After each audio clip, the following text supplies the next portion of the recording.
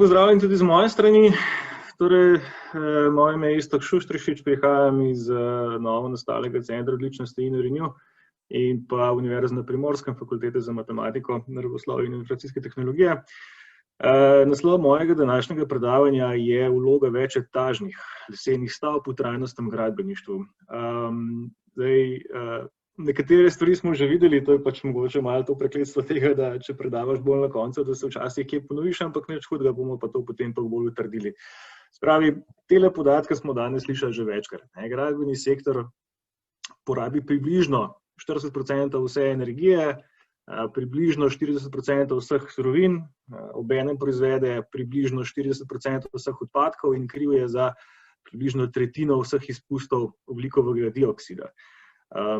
Tega se na srečo zaveda vedno bolj tudi Evropska unija in tole iz tega zadnjega govora predsednice Evropske komisije Ursule von der Leyen, ki je med drugim rekla tudi konkretno tole, se pravi, da se zavedamo, da se lahko gradbeni sektor spremeni iz vira ogljikovega dioksida v njegov ponor. Če uporabljamo materiale, kakršen je les, in seveda ga potem še kombiniramo z ostalimi pametnimi tehnologijami. To je zelo pomembno, kajti Evropska unija je ravno nedavno sprejela novo zavezo, da se do leta 2030 v primerjavi z letom 1990 zmanjša emisije toplogrednih plinov za kar 55%. In da se podnebno nevtralnost doseže do leta 2050. In seveda, če hočemo tem zavezam priti kakorkoli blizu, je nujno, da se spremenijo ne samo naše navade v različnih sektorjih, ampak gradbeništvo je v tem primeru eden od ključnih onesnaževalcev in tukaj bodo potrebne korenite spremembe. In seveda ena od rešitev je tudi uporaba lesa, oziroma predvsem povečana uporaba lesa napram ostalim materialom, betonu, jeklu in tako naprej. In kaj so tiste osnovne prednosti lesa? Danes smo to tudi že večkrat videli.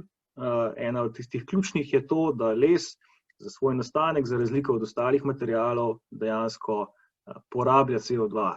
Drevesa za svojo rast potrebujejo ogljikov dioksid, sončno svetlobo in pa vodo, pri tem pa nastane potem les in pa stranski produkt je kisik, kar je še dodaten plus.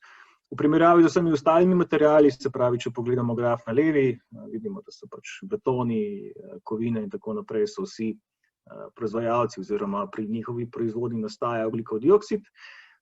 In podobna slika je pri primarni energiji, ki je potrebna za izgradnjo konstrukcije oziroma za proizvodnjo posameznega materiala. Vidimo, da je v bistvu poraba te primarne energije za betonske konstrukcije oziroma za jeklene konstrukcije neprimerno večja kot pa za proizvodnjo lesenih konstrukcij. Na tem mestu si lahko samo zamislimo neko sliko železarn, jeklarn, tovaren za pridelavo in žganje cementa, po drugi strani pa za spravilo in potem predelavo lesa potrebujemo v bistvu žage. Tako da, če je kdo doma kdaj hodil žagati kakšno leseno desko ali pa kakšen jeklen profil z navadno žago, po katerem ga je bolj roka bolela, mislim, da je vsem jasno. In seveda na večji skali je situacija popolnoma enaka. Nekaj je bilo tudi že govora o krožnosti, kar konkretno veliko, nekaj so te osnovni koncepti krožnosti, se pravi, da lahko lesene zgradbe lahko potem po koncu njihove življenjske dobe, če je to neka osnovna predvidena 50 let, potem recikliramo, razžagamo nazaj recimo v osnovne gradnike in jih ponovno vgradimo, ali pa ta les na koncu spremenimo v toplotno energijo.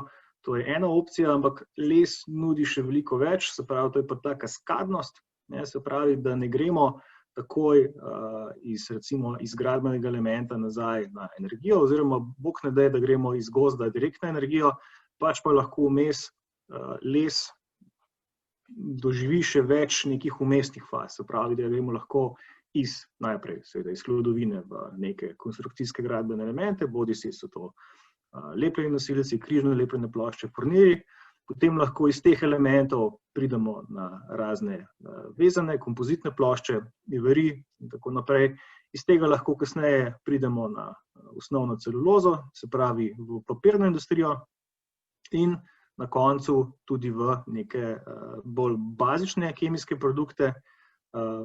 Lahko je to nanoceluloza, lahko so to druge komponente, naprimer lignini in tako dalje.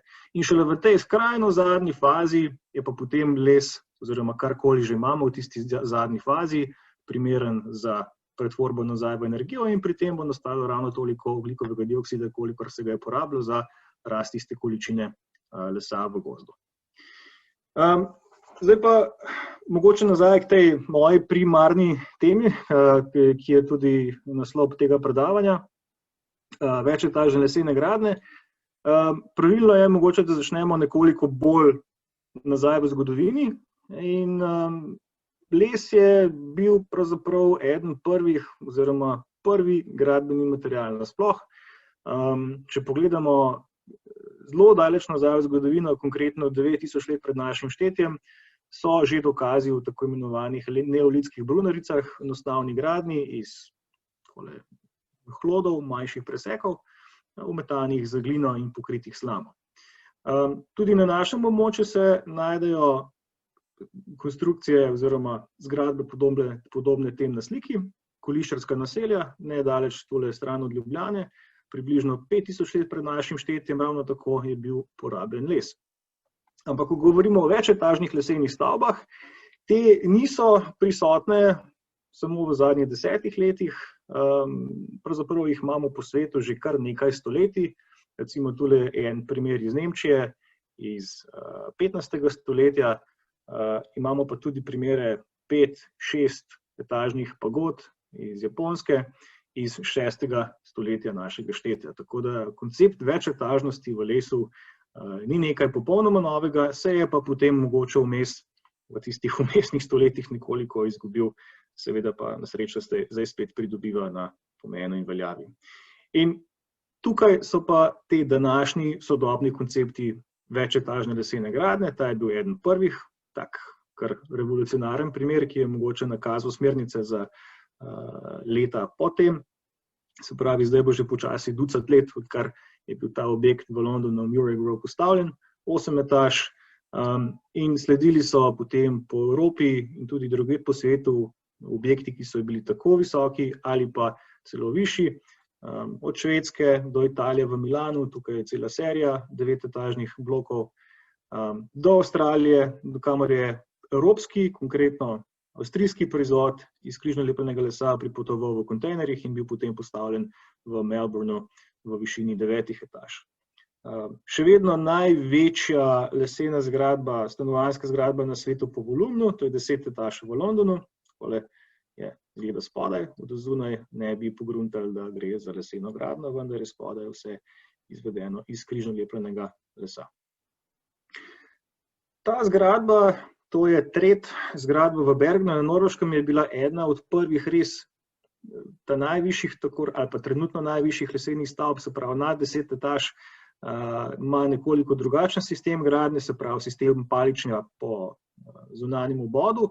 Te konstrukcijske elementi noter, se pravi te bivalni moduli, pa so izvedeni v obliki kubusov. V bistvu je tako, če bi pogledali to desno stran zgradbe, je to kot neko predalčna konstrukcija, se pravi po 2 oziroma 3 etaže teh notranjih kubusov stoji na platformi, ki se pojavi v tej sami zgradbi iz paliča na vsakih približno 15 metrov. Se pravi, znotraj tega paliča so postavitve manjših 3-etažnih blokovskih konstrukcij. Ta je bila mogoče malo posebna po svojem sistemu zasnove, vendar so Norvežani potem koncept tega paličnega sistema gradnje oziroma paliča za prevzem horizontalnih obremenitev uporabili tudi na trenutno najvišji čisto leseni zgradbi na svetu. Ta pa stoji v Brumundalu in meri 18 etaž. Višino pa to pomeni 81 metrov do vrha te lesene pergole. Za primerjavo, če se boste kdaj v Ljubljani sprehajali po Bavarskem dvoru, ta nedavno zgrajeni hotel Intercontinental v Ljubljani, seveda betonski, je visok približno toliko kot najvišja čista lesena konstrukcija na svetu. Tole pa še primer najvišje hibridne konstrukcije trenutno, se pa tudi nahaja nedaleč stran od nas na Dunaju, konkretno meri 24 etaž, ravno tako 80 metrov v višino, vendar je ta konstrukcija zgrajena tako, da je notranje jedro zgrajeno iz armiranega betona, okrog in okrog pa je potem postavljena lesena konstrukcija. To nam precej poenostavi prevzem horizontalnih obremenitev, potresa in pa vetra. Nam pa lahko da neke dodatne težave, predvsem ujemanje vertikalnih pomikov, namreč les in pa armirani beton imate drugačne elastične module, tako da tudi če les v celoti usmerimo vertikalno z vlakni, se pravi, da ne prihaja do tlaka pravokotna vlakna, so te posedke lesene konstrukcije lahko še vedno 3-krat večji kot pa posedki betona, tako da je treba potem nekaj več pozornosti posvetiti detajlom pri priklopu na te jedrne elemente. In že Bruno je prej pokazal te trende v leseni gradnji, se pravi, te višine lesenih objektov kar konstantno naraščajo, tako rekoč vsako leto dobimo kakšno novo, ki je še malce višje od prejšnje. Ideje pa so še bolj drzne, se pravi, dobesedno bi lahko rekli, da je sky is the limit, se pravi, nebo je meja. Tole je samo primer projekta UA350, se upravičujem, tam mi ena ničla manjka, ki ga Japonci nameravajo postaviti leta 2041 v Tokiu. Smo precej v kontaktu z njimi in načeloma mislijo kar resno, kajti podobnih visokih projektov je še kar nekaj, trenutno v Chicagu obstaja ideja za še nekoliko višjega, vendar so to stvari, ki se planirajo šele čez nekaj desetletij. Tako je tudi prav, namreč te skoki v višinah so včasih kar malce prehudi. Več razlogov je in mogoče bi lahko te razloge zdaj pogledali na bolj konkretnem primeru. Zdaj, naslov tega podpoglavja je glavni pomisleki ali pa tudi prednosti lesa, se pravi, mogoče neke stereotipne stvari, ki se držijo lesene konstrukcije oziroma lesene gradnje. Prva je vsekakor požar, se pravi, vsi vemo, da les gori, ampak tukaj moramo ločevati med odzivom na ogenj in pa odpornostjo na ogenj. Se pravi, na desni sliki tukaj je eno od teh najvišjih kresov na svetu, tole mislim, da je na Švedskem. Skandinavci radi gradijo visoko z lesom, radi pa tudi potem očitno prižigajo zelo, zelo visoke kresove. Ampak naj vas na tem mestu spomnim tudi, da je glavni vzrok za porušitev teh dvojčkov v Ameriki leta 2001, da ni bila eksplozija, pač pa je bil požar. In ta dva dvojčka sta bila zgrajena iz jekla, ki pa se na ogenj ne odziva. Tako da ključno pri tem je ne samo odziv na ogenj, pač pa odpornost na ogenj. Les ima to sposobnost, da gori zelo počasi, kontrolirano, enakomerno, v povprečju s približno 0,7 mm na minuto in lahko potem s takim dokaj enostavnim preračunom določimo, koliko tega dodatnega materiala je potrebno, da ohranimo primerno količino nosilnega materiala v jedru lesenih nosilcev. Na levi strani vidimo pač to naravno zaščito, ki jo les tvori, ko oglja ni.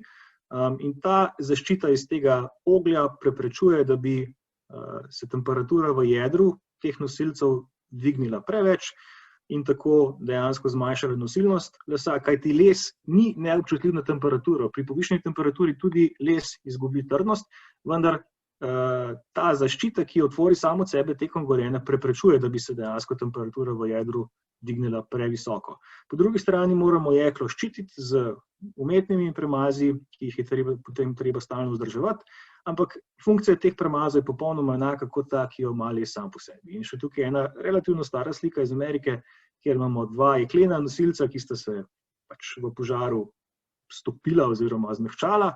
In to se zgodi že dokaj hitro, pri približno 600 do nekje 800 stopinj Celzija jeklo izgubi vso svojo konstrukcijsko trdnost.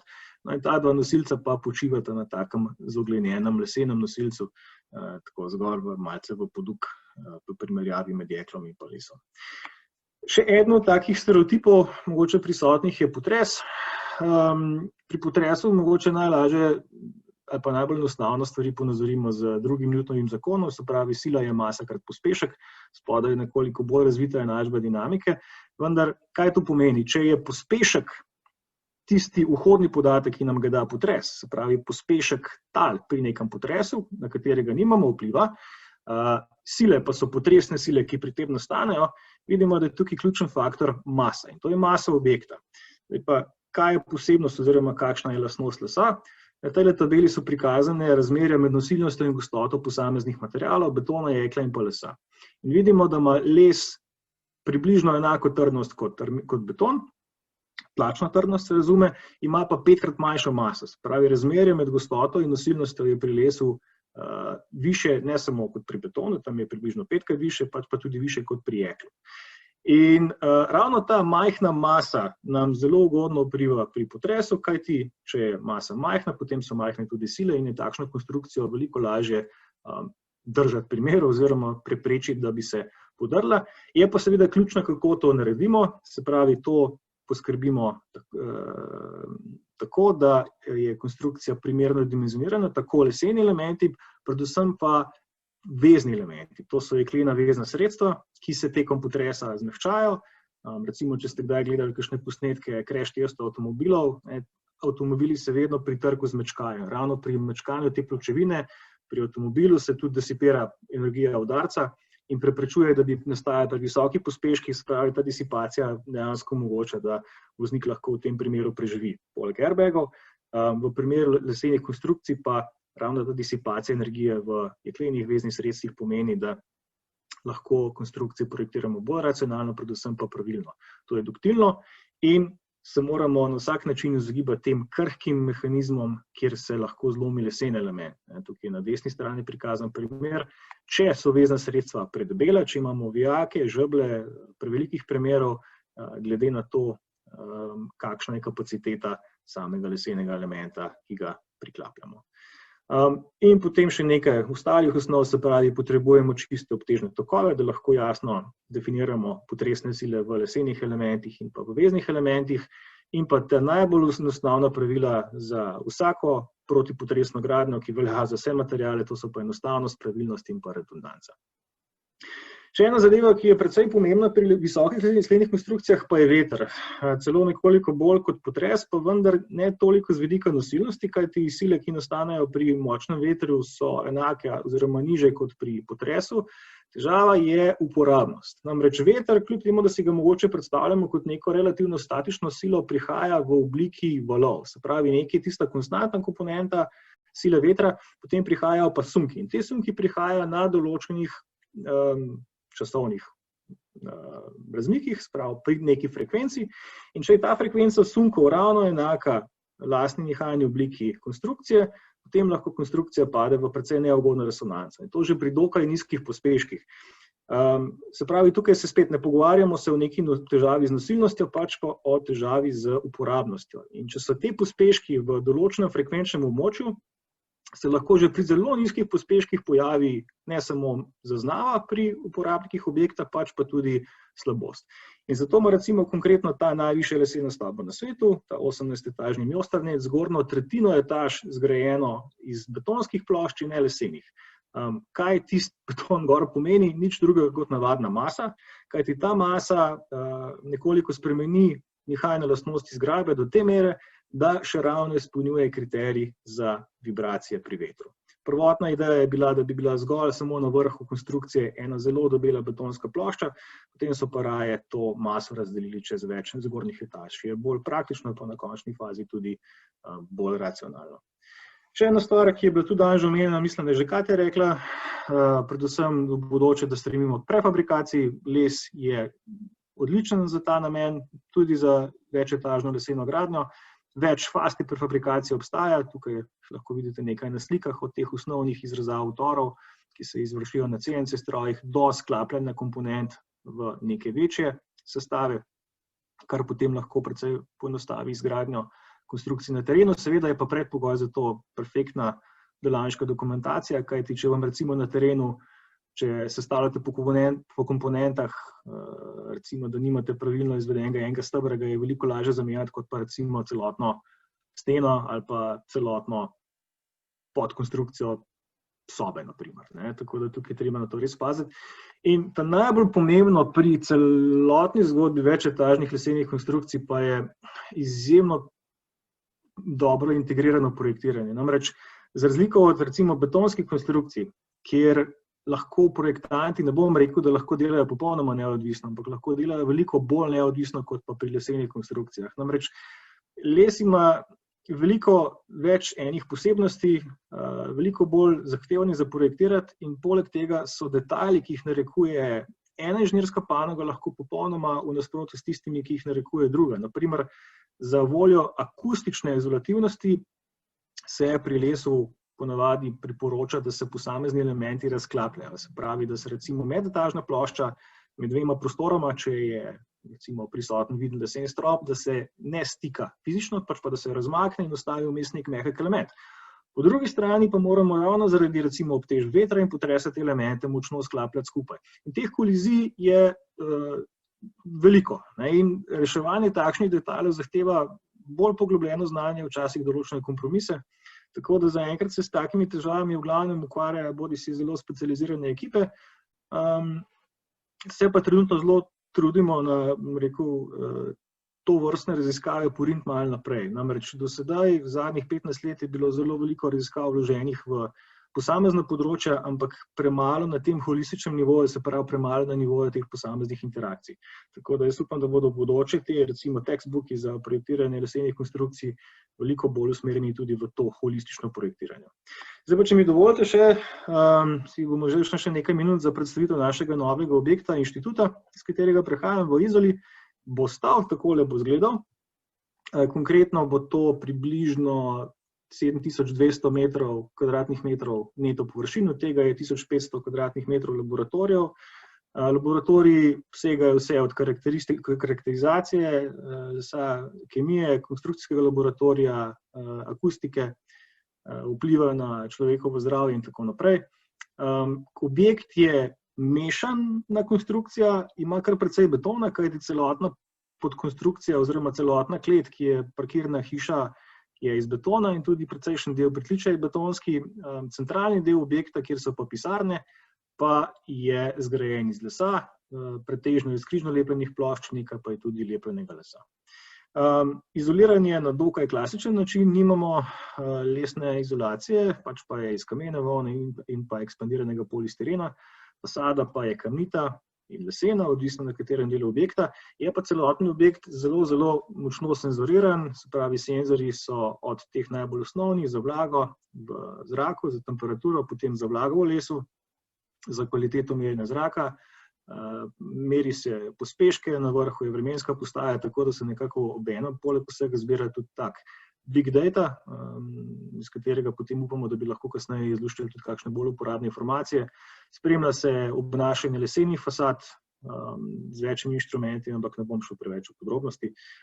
Se pravi, takole, kot sem prej rekel, laboratorij satelitski ima leseno fasado, je taka relativno posebna, modificiran les, ki zelo enakomerno sedi, se pravi, nimate na koncu tega šekastega efekta. Centralni del pa je obložen s kamnom, ki je neka taka bolj istrska, tipična konstrukcija. Samo na kratko v zelo en povzetek LCA analize, od zibelke do vrat, če pogledamo za tale objekt, vidimo, da je največji vpliv še vedno na temeljih, kajti k temeljem smo šteli ne samo tisto temeljno ploščo, pač pa tudi celotno klet, vso podzemno konstrukcijo.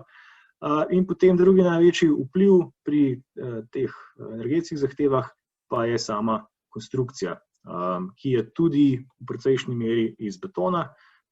Seveda pa tisti lesen del prispeva kar precej k negativnemu, spravi k znižanju okoljskih vplivov. Še vedno pa kljub vsemu vidimo, da je normaliziran okoljski vtis v glavnem bazira okrog konstrukcije, okrog temeljenja, se pravi tudi kleti, potem sledi konstrukcija in na koncu sledijo vse obloge, streha, izolacije in pa stavbno pohištvo. Samo še nekaj slik s terena, se pravi, zdaj že kar daleč, na levi strani render, na desni strani realnost. In ravno tako ene par slik iz notranjosti, kjer se gradijo oziroma so se nedavno zgradila stopnišča in tudi tale strešni atrij je zdaj končan, zunanji hodniki in še ene par zadev. Tako da, hvala za pozornost, če so kakšne vprašanja, pa z veseljem odgovorim.